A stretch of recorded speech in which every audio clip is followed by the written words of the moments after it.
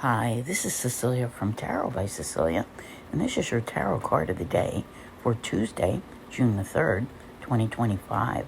The card we have today is the Seven of Pentacles, and this one's labeled the Seven of Wheels, and it comes to us from the Tarot of the Golden Wheel by artist Milo Losenko.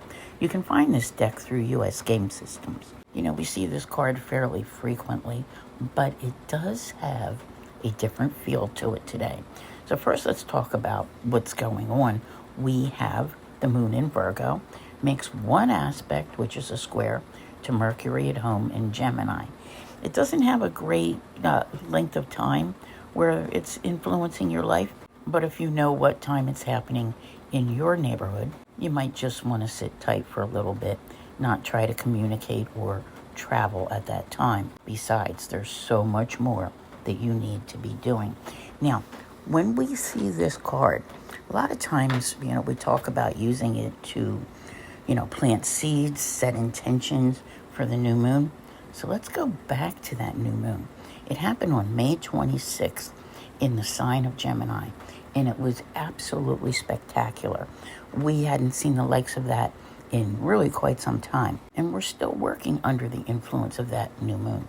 Now, what we have coming up tomorrow, and I remind everyone that, major aspects can be felt a couple days in advance because they build and then they begin to subside after the fact. So tomorrow at 28 degrees, almost the very final degree, we have a sextile between Venus in Aries and Jupiter finishing up its transit in, you guessed it, Gemini. And I do believe it's time to talk about rewards.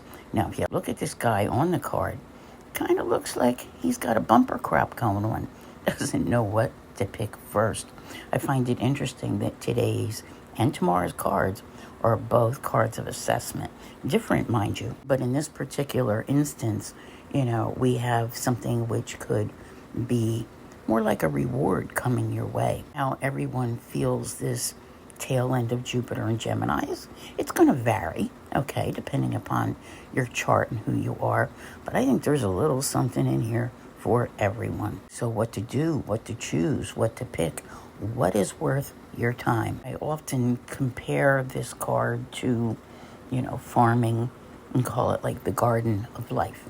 And if you know a big farmer, they plant a lot of things, but they don't always harvest all of them. Sounds wasteful, and there are other things to talk about with that, but profit is where they would go.